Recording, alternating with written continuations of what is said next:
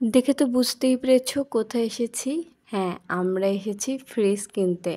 কোন ফ্রিজটা কিনবো সেটাই পছন্দ করতে পারছিলাম না। তারপর বসে, বসে অনেক ভাবনা চিন্তার পর ডিসিশন নিলাম। ও হ্যাঁ, আরেকটা কথা বলে রাখি, আমার হাসব্যান্ড যেহেতু ওয়ালটনে জব করে, তাই ওর 50% ডিসকাউন্ট ছিল। কিন্তু আমরা ভীষণের একটা ফ্রিজ পছন্দ হওয়াতে আমরা ভীষণ শোরুমে চলে গেলাম। সেইখানে সেই ফ্রিজটাই কিনলাম।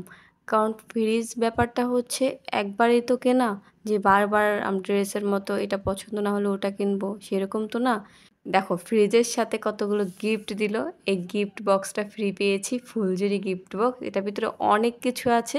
হ্যাঁ, এই গিফট বক্সটা আমি ওপেন করব তোমাদের সাথেই, তবে অন্য একটা ভিডিওতে।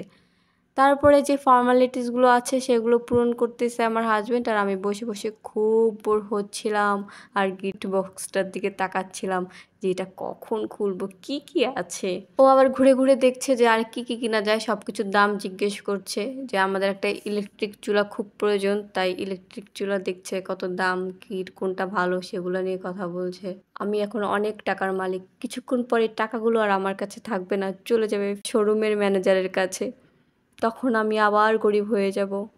যাই হোক, এখন তো বড়লোক, তাই এখন টাকার গরমে আমার অনেক গরম লাগছে। এসির বাতাসেও আমার ঠান্ডা লাগছে না। উফ, এত গরম! টাকার আসলে অনেক গরম।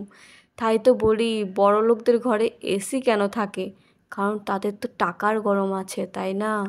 ফ্রিজ প্যাকিং করতেছে, তো অনেকক্ষণ বসেছিলাম, বোর হচ্ছিলাম, কি করব। তারপর ভাবলাম যে আমি একটু ফুচকা খেয়ে আসি। তো কাকার ফুচকাটা খারাপ ছিল না, মোটামুটি ভালোই ছিল।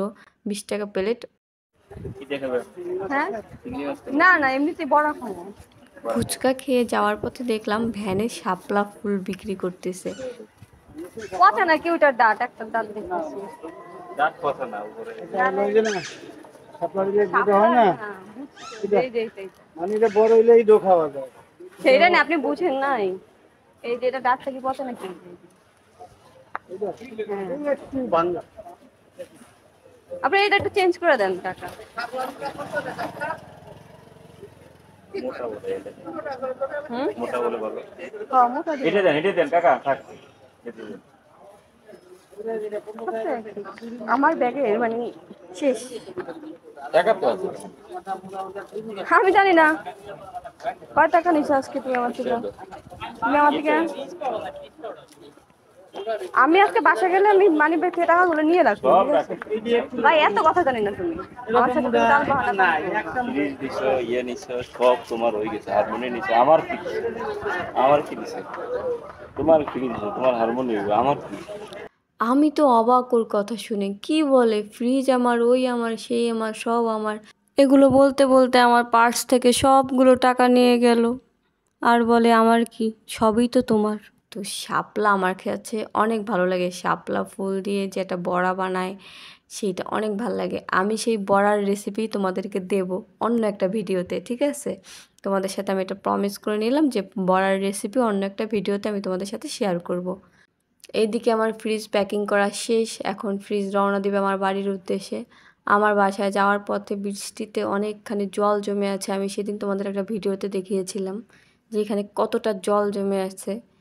তো সেই জলের উপর দিয়ে ফ্রিজটা নিতে কিন্তু সত্যি অনেক কষ্ট হবে। উপর নিচ করছে আর আমার বুকের ভিতর টুকুস টুকুস করছে, মানে ফ্রিজ ব্যথা পায় না, আমি ব্যথা পাই, এরকম লাগতেছিল।